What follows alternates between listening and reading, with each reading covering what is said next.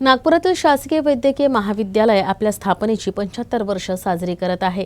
एकेकाळी आशियातील सर्वात मोठं हॉस्पिटल म्हणून ओळखलं जाणार हे हॉस्पिटल दान केलेल्या जमिनीवर बांधलं गेलंय। Colonel sir doctor Krishna Kukde यांनी आपली मालगुजारी जमीन या रुग्णालयासाठी दिली होती। हे रुग्णालय गेल्या 75 वर्षांपासून सातत्यानं गरीब रुग्णांच्या सेवेत कार्यरत आहे। नागपुरातील शासकीय वैद्यकीय महाविद्यालय व रुग्णालय गेल्या 75 वर्षांपासून रुग्णांची सेवा करत आहे। या रुग्णालयानं अनेक चढ-उतार पाहिले। गरीब रुग्णांची सेवा आजही सुरू आहे, भविष्यात देखील ती सुरूच असेल। पण रुग्णालयाच्या उभारणीची कहाणी देखील तितकीच रंजक आहे। हे रुग्णालय सुमारे 175 एकर दान केलेल्या जमिनीवर उभा आहे। या रुग्णालयाची इमारत जुनी असली तरी वैद्यकीय व्यवस्थेतील अत्याधुनिक नवकल्पना आत्मसात करून रुग्णालय सेवेत गुंतलंय। व्यवसायाने डॉक्टर असलेले colonel sir doctor Krishna Kukde यांनी ही जमीन 1942 साली रुग्णालयासाठी शासनाला दान केली। Colonel sir doctor Krishna Kukde यांचे नातू ॲडव्होकेट दिनकर कुकडे यांनी त्यांच्या आजोबांनी मध्य भारतात एक चांगलं रुग्णालय बांधण्याच्या संकल्पनेतून ही जमीन दान करण्याचा निर्णय घेतल्याचं सांगितलं। हमारे ग्रैंडफादर ने जो किया आज उसका सम्मान हो रहा है।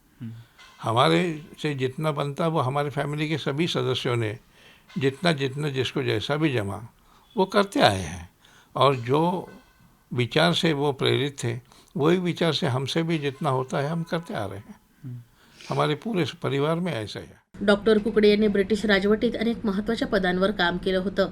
त्यांच्या सेवेमुळे त्यांना कर्नल सर ही पदवी देण्यात आली। नोकरी संपल्यानंतर कर्नल कुकडे हे नागपुरातीलच त्यांच्या मूळ गावी राहू लागले, जिथे हे शासकीय वैद्यकीय महाविद्यालय आणि रुग्णालय उभं आहे। मौजा बाभुळखेडा इथं एकेकाळी कुकडे कुटुंबीय मालगुजार होतं। कर्नल कुकडे हे नागपूर सुधार प्रन्यासचे सभापती देखील होते। त्यावेळी त्यांनी रुग्णालयासाठी आपली जमीन दान करण्याचा निर्णय घेतला। रुग्णालयाचं बांधकाम सुरू झाल्यानंतर 5 वर्षांनी म्हणजेच 1947 सालपासून इथं रुग्णसेवा दिली जाते। उनकी सेवा से ही तो संस्था बड़ी होती है।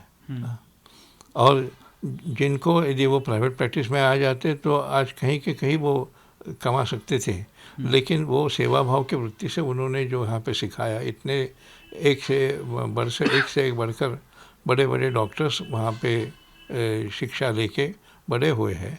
तो ये जो शिक्षा दान का उनका व्रत था वही व्रत कर्नल साहब का था। वो उस ज़माने के सभी लोगों ने सेल्फलेस सर्विस दी है, अपना पर्सनल इंटरेस्ट न रखते हुए कि लोगों को, स्टूडेंट्स को जितनी अच्छी शिक्षा दे सके उतनी दे। इस वजह से उन्होंने ये किया। हे रुग्णालय गेल्या 75 वर्षांपासून रुग्णांची सेवा करत आहे आणि हा क्रम अजूनही सुरूच आहे।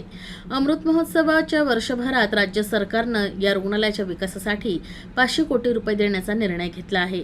यामुळे रुग्णालयाची व्यवस्था सुधारण्याची प्रक्रिया सुरू झाली आहे। अनेक वाद असताना देखील हे रुग्णालय कोणत्याही परिस्थितीत खासगी वैद्यकीय सेवेचा लाभ घेऊ न शकणाऱ्या हजारो रुग्णांसाठी जीवनाची आशा आहे। कॅमेरामन लोकेश मोहितेसह दिव्येश द्विवेदी, UCN न्यूज, नागपूर।